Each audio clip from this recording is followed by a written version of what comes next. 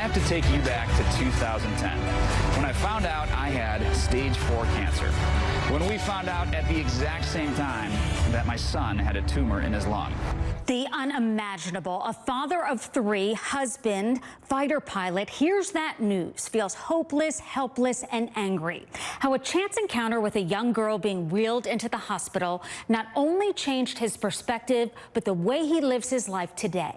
Take us back to that day when you saw his daughter and what it meant for you. So this is about a month into my cancer journey. Now JJ's already had most of his lung removed. As I'm going to the hospital, this immense feeling of dread. I just couldn't understand why I felt so bad at this point in my cancer journey. And as I walk into the hospital, I realize why. As I'm staring up at this building, I realize that I'm gonna die in one of those rooms. And when I opened up my eyes, I see this beautiful little girl with blue eyes staring right back at me. Bald head, a surgical mask over her face, her father wheeling her in, and we locked eyes. We had a moment, and I could tell in that moment, Susan, that she was afraid. And in that second, all ounce of self-pity, the lowest low of my life that I'd felt just half a second before, evaporated. And all I could feel was sorrow and wanting to help this little girl. And I said, God, I've had 33 wonderful years. I'm a fighter pilot. I have a beautiful family. I'm living my dream. Don't help me, help her. So it changed your entire perspective, and your daughter has since passed away. How do you think she would feel?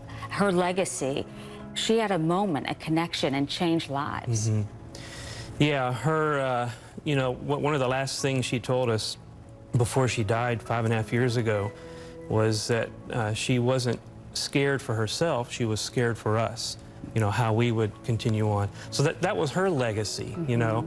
And the big thing that connected, that resonated with me with Joel's article on LinkedIn was the fact that you can choose your reaction.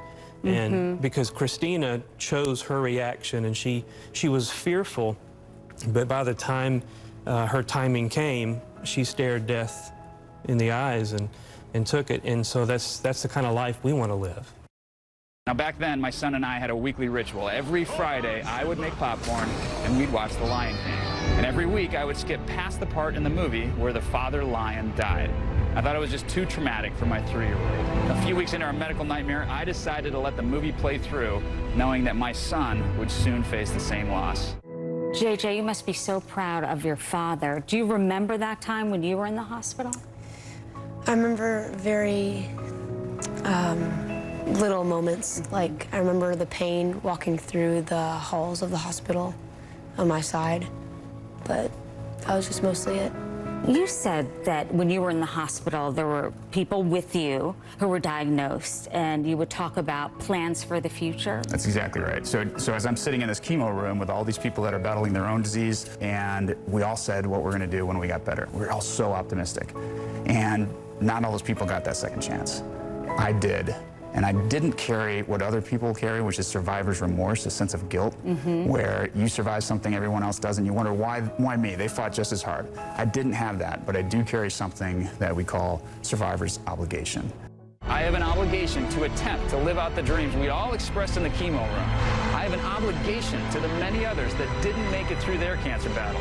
Not to merely exist after cancer, but to live the life we all dreamed of. So, my son and I live outside of our comfort zones. What does that mean? Well, this is him completing a lap around the pool at 3 years old, only 4 months after surgery to remove most of his lung. This is about the trials that we all face, whether it's divorce or hopelessness or depression or PTSD from the war or the loss of a loved one. We all are survivors. I'm a survivor, you're a survivor, JJ, Chad, all survivors, and we have an obligation to live our lives the way those that didn't have that second chance would have wanted to.